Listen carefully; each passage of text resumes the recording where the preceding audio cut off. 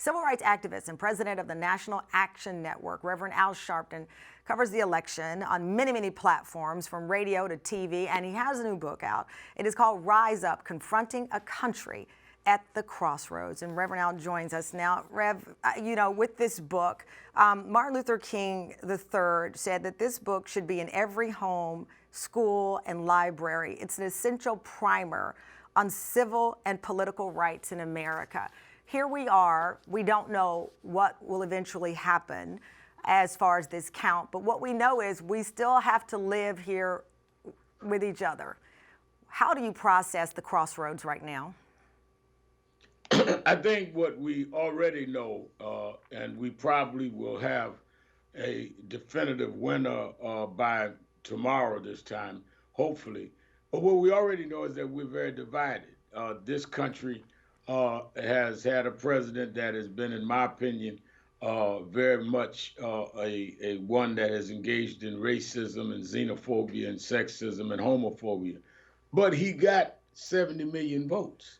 So those of us that want to say Trumpism was a fluke, well, no matter what happens in terms of the results, it's not a fluke. Having said that, then therefore, how do we deal with making everyone in this country, regardless of whatever their views are, have equal protection under the law? And I try to outline in that book, you have the right to disagree with me, but you don't have the right to put your knee on my neck for 8 minutes and 41 seconds. Yeah. Or you don't have the right to be biased against me if I'm gay or a lesbian. And I think that we've got to really come back to the place where we first establish equal protection under the laws.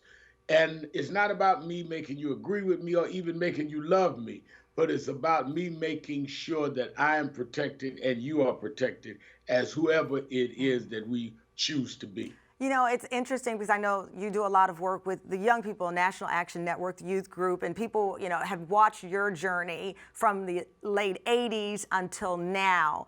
And I think, Rev, we lived through Gore, Bush. I remember going to sleep, Al Gore was president, waking up, George Bush was president, and the hanging chads and all of those things.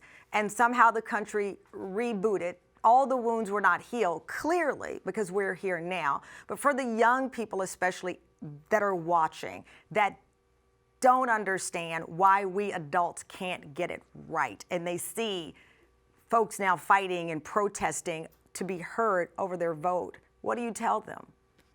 I tell them that we have always had challenges in every generation.